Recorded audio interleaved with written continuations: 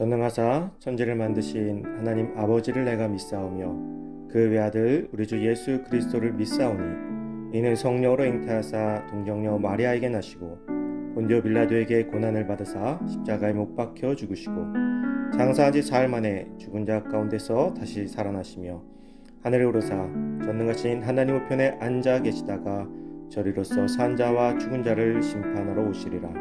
성령을 믿사오며 거룩한 공예와 성도가 서로 교통하는 것과 죄를 사하여 주시는 것과 몸이 다시 사는 것과 영원히 사는 것을 믿사옵나이다. 아멘.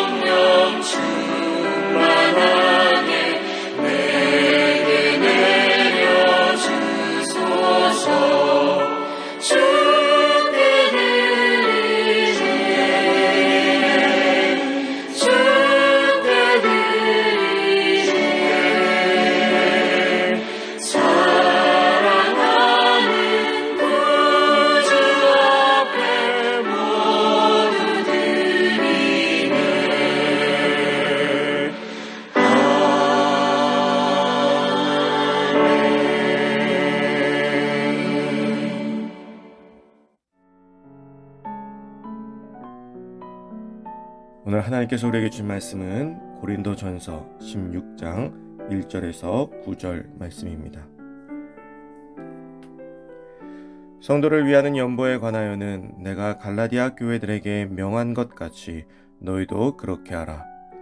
매주 첫날에 너희 각 사람이 수입에 따라 모아두어서 내가 갈 때에 연보를 하지 않게 하라. 내가 이를 때에 너희가 인정한 사람에게 편지를 주어 너희의 은혜를 예루살렘으로 가지고 가게 하리니 만일 나도 가는 것이 합당하면 그들이 나와 함께 가리라. 내가 마게도냐를 지날 터이니 마게도냐를 지난 후에 너희에게 가서 혹 너희와 함께 머물며 겨울을 지낼 듯도 하니 이는 너희가 나를 내가 갈 곳으로 보내어 주게 하려 함이라. 이제는 지나는 길에 너희 보기를 원하지 아니하노니 이는 만일 주께서 허락하시면 얼마 동안 너희와 함께 머물기를 바람이라. 내가 오순절까지 에베소에서 머물려 함은 내게 광대하고 유효한 문이 열렸으나 대적하는 자가 많음이라. 아멘. 주님께 귀한 것들여 라는 제목으로 오늘 말씀 나누도록 하겠습니다. 사도 바울은 고린도 교회를 향해서 15장에 걸쳐 긴 권면을 하였습니다. 그리고 16장에서는 서신을 마무리하기에 앞서 사무적이고 행정적인 것들에 대해서 말하고 있습니다. 고린도전서 16장에서 사도 바울은 고린도 교회 성도들에게 예루살렘 성도들을 위한 구제의 헌금의 모금을 당부하고 있습니다. 당시 예루살렘 교회는 가난한 자들이 많았습니다. 여러 가지 이유도 있겠지만 기근과 더불어 유대교에서 기독교로 개종한 것에 대한 유대인들의 박해와 지배국인 로마의 경제적인 수탈과 같은 것들입니다. 그리고 임박한 종말론이 팽배했던 예루살렘 교회였기에 가지고 있는 것을 나누기는 하였으나 새로운 생산에는 힘을 다하지 않았던 것으로 보입니다. 이러한 이유들로 인해 예루살렘 교회는 만성적인 가난과 궁핍 가운데 있었습니다. 반면 고린도라는 지역은 물류의 교류가 많은 지역이고 문화와 상업이 발달하여 예루살렘에 비해 넉넉한 형편이었던 것으로 보입니다. 그래서 사도 바울은 이 모금을 위해 자신이 고린도 교회 방문을 계획하고 있음을 밝히고 있습니다. 또한 사도 바울은 고린도 교회뿐 아니라 갈라디아 교회를 비롯한 다른 형편이 좋은 교회들에게도 같은 요청을 하였습니다. 형편이 나은 이들이 함께 어려운 이들을 돕자는 것입니다. 교회 속에서 물질에 대해 이야기하는 것은 쉬운 일이 아닙니다. 사도 바울이 이 이야기를 하기 위해서 얼마나 고민했을지 저도 한 사람의 목회자로서 사도 바울의 마음의 고민이 느껴지는 대목이기도 합니다. 헌금은 하나님께 드리는 것이죠. 하나님의 자녀로서 하나님께 감사의 예물을 드리는 것은 당연한 것임에도 언젠가부터 이것을 이야기하는 것이 참으로 조심스러운 시대가 되었습니다. 성경 속에 기록된 반드시 가르쳐야 하고 전해야 할 것들 중에 하나임에도 불구하고 이 부분에 대해서는 저도 그 불편함이 싫어서 침묵을 택하곤 하였습니다. 물론 이것은 그동안 교회들이 하나님께 드려진 헌금을 온전히 사용하지 못해서 온 비판에서 자유롭지 못하기 때문에 오는 침묵일 것입니다. 하나님께 드려지는 헌금은 드리는 것도 중요하지만 바르게 쓰이는 것도 중요합니다. 오늘 본문 속의 사도 바울의 편지를 통해서 오늘날 성도들의 올바른 헌금 자세에 대해서 말씀을 나누어 보고자 합니다. 우선 사도 바울은 자신의 방문에 앞서 헌금을 모아두라고 말합니다. 헌금의 중요성은 금액의 크기가 아님을 우리는 잘 알고 있습니다. 예수님께서도 가난한 과부의 2렙돈이 부유한 자들의 훨씬 큰 금액보다 더 크다고 말씀하셨습니다. 이것은 헌금을 드리는 자세를 이야기합니다. 미리 모아두라는 사도 바울의 말은 준비된 예물을 드리라는 것입니다. 즉흥적으로 드리는 많은 돈보다 정성껏 준비한 예물에는 그 사람의 마음이 더 많이 담겨져 있기 때문입니다. 헌금은 그 물질이 그리스도의 사랑을 전하며 그리스도의 사랑의 복음이 더 많은 이들에게 퍼져나가기를 바라는 마음 자세로 준비되어져야 합니다. 또한 사도 바울은 각 사람이 수입에 따라 준비하라고 말합니다. 이는 모든 사람들이 준비해야 함을 이야기하는 것이죠. 적으면 적은 대로, 많으면 많은 대로 각자 드리는 것이 예물입니다.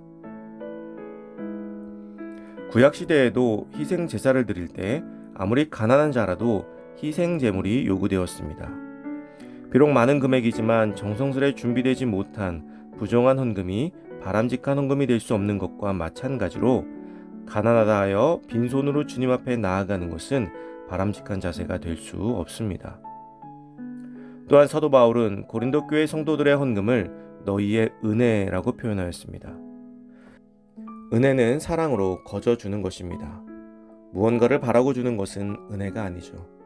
우리가 하나님의 은혜라고 말할 때 우리에게 거저주시는 십자가의 사랑을 이야기하듯이 우리가 헌금을 드릴 때에는 그 받은 은혜를 나누는 마음으로 은혜에 보답하고 은혜를 다른 이들에게 전달하였으면 하는 마음을 담아 드리는 것입니다.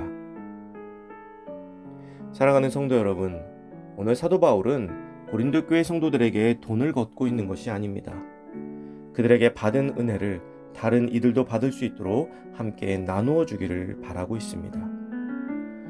오늘날 우리의 헌금은 어떠한 마음으로 드려지고 있습니까? 남에게 과시하기 위함이나 남을 의식하여 드리고 있지는 않습니까? 아니면 그조차도 아까워서 머뭇거리고 있지는 않습니까? 오늘 말씀을 통해서 올바른 헌금의 자세가 우리의 삶에 배워지기를 소망합니다.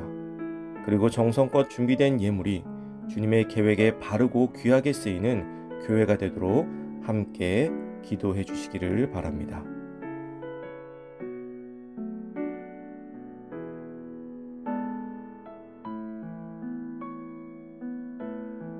이 시간 함께 같은 제목으로 기도드리기를 원합니다. 첫째, 신앙으로 바로 서는 참된 그리스도인이 될 수 있도록 같이 한마음으로 기도합시다. 둘째, 코로나19의 종교를 위해서 기도합시다.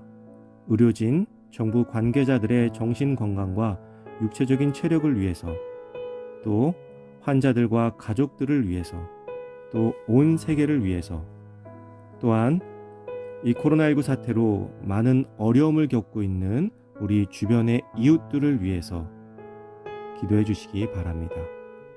또 세 번째로 교회를 위해 여러분들의 기도 제목을 놓고 기도해 주시기 바랍니다. 기도하겠습니다.